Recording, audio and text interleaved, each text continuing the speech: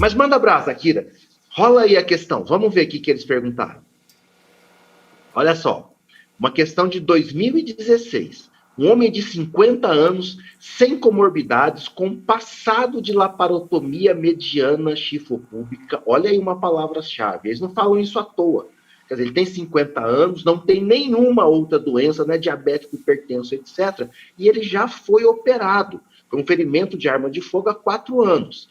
E agora ele está apresentando uma dor abdominal difusa, acompanhada de vômitos e distensão abdominal comparada de eliminação de gases e fezes.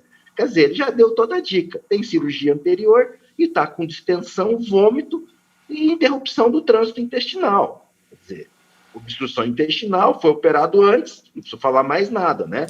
Mas vamos continuar. No exame físico, está desidratado, claro, vomitou, corado, taquipneico e afebril.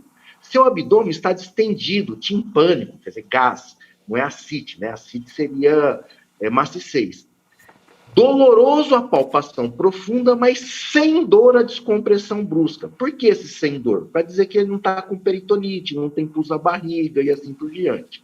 A ausculta abdominal, os ruídos hidroaéreos encontram-se presentes, mas aumentados, com timbre metálico. Gente, parou de eliminar gases e fezes, está com ruído com timbre metálico. Vomitando. Tem cirurgia anterior? Até agora ele falou assim, ó, o paciente se apresentou com obstrução intestinal mecânica progrida e eu quero fazer o quê? Tá? Então, olha só como ele dá dicas. Então, é pura interpretação de texto. O paciente foi submetido a radiografia simples de abdômen em posição ortostática, cuja imagem apresenta a seguir, vamos ver a imagem. A principal hipótese para o caso então, é o seguinte, ele fez um monte de considerações clínicas, tranquilas, e aí ele solta um raio-x para você interpretar. E aí ele pergunta, olha aqui esse raio-x, é um írio paralítico? É uma neoplasia de cólon, 50 anos? É um volvo do intestino médio? Ou é uma obstrução intestinal progrida? Ah, mas eu não sei interpretar raio-x de abdômen direito. Eu nem sei se esse raio-x é em pé ou deitado. Que distensão gasosa é essa? Então já vai a primeira dica. Tá vendo o número do raio-x lá embaixo? Então esse raio-x é deitado. Mas se está aparecendo toda a pelve, o raio-x é deitado. Gás no estômago e no cólon é normal. No delgado sempre é patológico. E aí a gente tem que interpretar. Mas eu não vou dar o spoiler da dica não, né? Senão todo mundo vai acertar aí. Fica muito fácil. Vocês vão ficar mal acostumados comigo. Vamos lá, Akira. Vê aí o que esse pessoal marcou. Hashtag A, hashtag B, hashtag C ou hashtag D? Qual que foi a dica aí, Akira? Pergunta muito bem feita, realmente, tá? Na prova do INEP, cai muito abdômen agudo. Eles têm uma preferênciazinha, um gostinho especial pelo abdômen agudo obstrutivo mesmo. Então, ó, vai votando aí qual alternativa que você acha que é a correta, tá? Já falei várias vezes, mas vou repetir. A nossa interação, tá? Para responder perguntas dessas questões é pelo WhatsApp. Então, hashtag A, hashtag B, hashtag C ou hashtag D. Responde aí que você vai ter muita chance de ganhar no nosso sorteio. Vão votando aí, pessoal, e deixa eu só perguntar para Sirius se temos o resultado. E aí, Sirius? Vamos lá, vamos ver o resultado, pessoal. Vamos lá. Ô louco! Lavada, 97,1%. Alternativa D, de novo, quase ninguém votou na alternativa A, tá bom? Alternativa B, 1,5%, quase nada. E alternativa C, 0,7%. Maioria esmagadora votou na alternativa D, 97%. E quando isso acontece, ou duas coisas. Ou o pessoal de casa tá manjando muito mesmo, ou tem alguma pegadinha. E aí, João, qual das duas foi? Parabéns aí pro pessoal, né? Agora, eu só fico com uma dúvida. Eles marcaram a alternativa correta D. Foi porque realmente eles estão manjando ou foi porque o professor leu a questão? Então, é o seguinte, vocês viram que ler a questão de uma forma adequada, fez toda a diferença, buscando os pontos principais, buscando as palavras-chave. Na verdade, essa questão, você não precisa saber a interpretar com detalhes um raio-x de abdômen. O que você precisa saber é o descritivo clínico.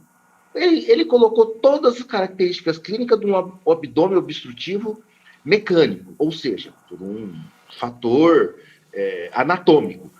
E, dessa forma, ele perguntou o que significava o raio-x. Quer dizer, eu não precisava saber interpretar o raio-x. Se eu soubesse que é uma obstrução intestinal, já está legal. Agora, qual a principal causa de obstrução intestinal?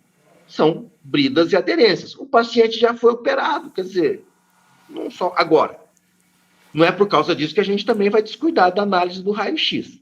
Eu trouxe aqui umas brincadeirinhas de raio-x, só para a gente fazer umas lembranças, porque alguém pode fazer uma pergunta mais profunda. Bom, eu tinha falado o seguinte, olha, gás no estômago e no cólon é fisiológico, mas no intestino delgado não é.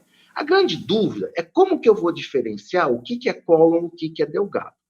Habitualmente, você vê nesse seu raio-x à sua esquerda de quem está olhando à direita do slide. Você vê um raio-x da alça toda empilhadinha. Aquilo ali é a famosa pilha de moeda, que são as mucosas intestinais, as chamadas pilhas ou pregas coniventes de Kernig.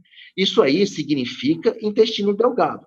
Mas, no intestino delgado, nem todo ele mostra pilha de moeda. Se você vê o raio-x à sua direita, de quem está olhando para a tela, você vê uma dilatação de alça, com edema da parede, que é o contorninho branco, parece um empilhadinho de uma linguiça, de uma salsicha, e não tem a pilha de moeda. Aí tem um outro macete interessante. A pilha de moeda, ela está no ilho. O jejuno, ele não tem a pilha de moeda, ele não tem a prega de Kernig. Aliás, o jejuno é muito interessante. Vai um pouquinho aqui de cultura inútil. Vocês sabem por que o jejuno chama jejuno? Porque os anatomistas, lá nas idades iniciais, ao dissecar os cadáveres, eles viam que a primeira parte do intestino delgado, ela sempre estava vazia, ou seja, ela estava em jejum. Então, ele chama jejuno. Então, o jejuno estava em jejum, ele estava vazio, então ele não tem a pilha de moeda, quer dizer, a pessoa não engoliu a moeda. Se engoliu a moeda, ela foi passar lá embaixo.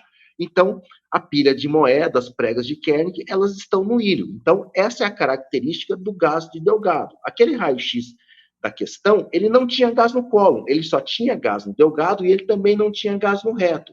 Então, o que significa? Significa que do delgado não passou para o cólon, que é uma obstrução mecânica. Ah, mas aquele raio-x não mostrou o nível líquido. Não mostrou o nível líquido porque era um raio-x deitado. Se tivesse em posição ortostática em pé, a gente veria os famosos níveis hidroaéreos. Quer ver? Mostra mais um slide aí.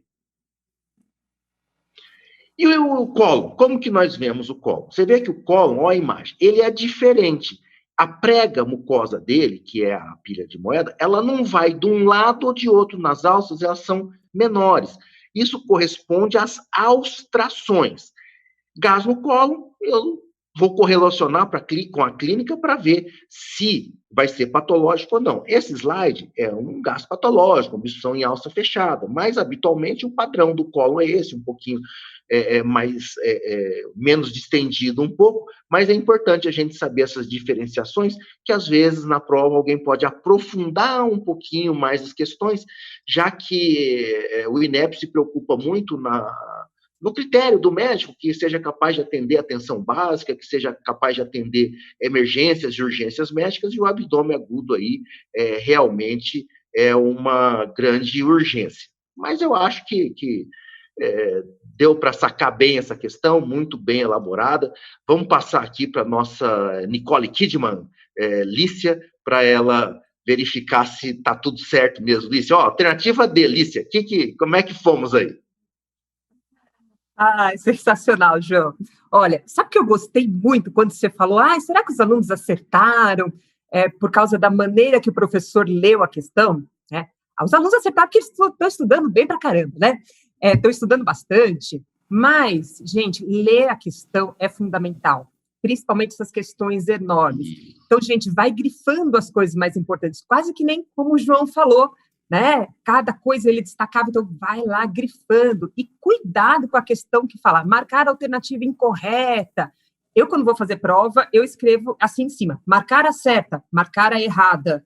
Né? Porque senão, às vezes, a gente acaba se confundindo. Então, respira fundo, lê a questão atentamente, você vê que essa é uma questão que você nem sabia ver raio-x. Então, às vezes, você vai lá, se assusta com uma radiografia, e fala, nossa, eu não sei interpretar isso.